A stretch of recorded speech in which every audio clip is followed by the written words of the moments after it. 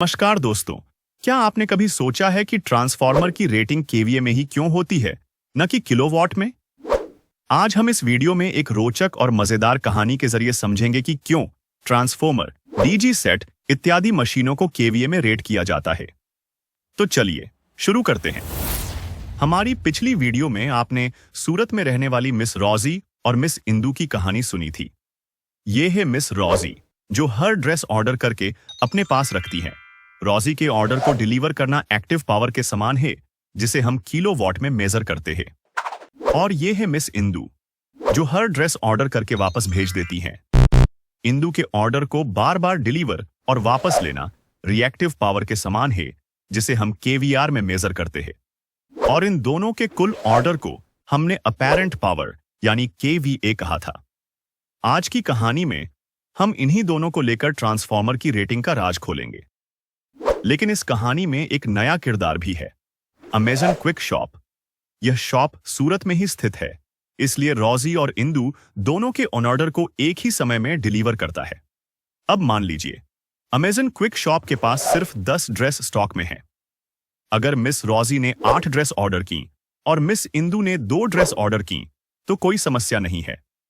Quick shop दोनों को dress deliver कर सकता है।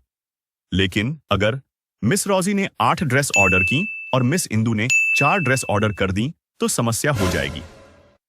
अब 10 ड्रेस का स्टॉक रॉजी और इंदू दोनों की मांग को पूरा नहीं कर सकता। क्विक शॉप को हमेशा कुल ऑर्डर की गई ड्रेस डिलीवर करने के लिए तैयार रहना चाहिए, न कि सिर्फ वो ड्रेस जो कि मिस रॉजी द्वारा मंगवाकर वास्तव में खपत की जाती है।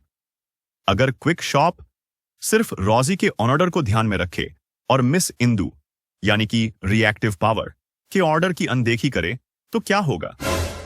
क्विक शॉप को कभी यह नहीं पता कि मिस इंदू कितनी ड्रेस डिमांड और फिर वापस करेंगी।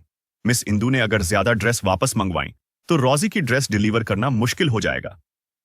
अब सवाल यह है, क्या अमेजन क्विक शॉप को यह पहले से पता होता है कि रॉजी कितने ड्रेस रखती हैं या कितने इंदू वापस भेजती हैं? बिल्कुल नहीं। इस अनिश्चितता के कारण अमेजन क्विक शॉप सिर्फ टोटल स्टॉक कैपेसिटी ही सुनिश्चित कर पाता है। वह कभी भी टोटल कंज्यूम ड्रेस सुनिश्चित नहीं कर पाएगा। ठीक इसी तरह ट्रांसफार्मर को भी कुल केवीए यानी कि अपैरेंट पावर हैंडल करने के लिए डिजाइन किया जाता है, क्योंकि यह नहीं जानता कि लोड का पावर फैक्टर क्या होगा। मान लीजिए आपके पास एक 10 केवीए का ट्रांसफार्मर है। क्या यह ट्रांसफार्मर 10 किलोवाट पावर दे पाएगा?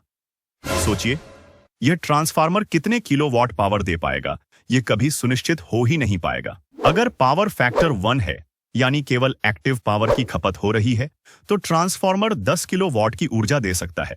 लेकिन अगर पावर फैक्टर 0.8 है, तो ट्रांसफार्मर सिर्फ 8 किलोवाट की ऊर्जा दे पाएगा, क्योंकि बाकी ऊर्जा रिएक्टिव पावर के लिए खर्च हो रही है। जैसे Amazon quick shop total 10 dress deliver करने की गारंटी दे सकता है, वैसे ही ट्रांसफार्मर के निर्माता टोटल वोल्ट एम्पियर यानी केवीए डिलीवर करने की गारंटी दे सकते हैं। अब उसमें से कितना पावर एक्टिव पावर के रूप में कंज्यूम्ड होगा या रिएक्टिव पावर में तब्दील होगा, यह कभी सुनिश्चित हो ही नहीं पाएगा। याद रखिए, हर मिनट जब आप किसी मोटर या फैन को शुरू करते हो, दरअसल आप लोड का पावर फैक्टर और रिएक्टिव पावर चेंज कर रहे होते हो। इसी वजह से ट्रांसफार्मर को हमेशा केवीए में रेट किया जाता है। अगर यह कहानी और वीडियो आपको समझ में आई हो तो इसे लाइक करें, शेयर करें और हमारे चैनल को सब्सक्राइब करें। मिलते हैं अगले वीडियो में। धन्यवाद।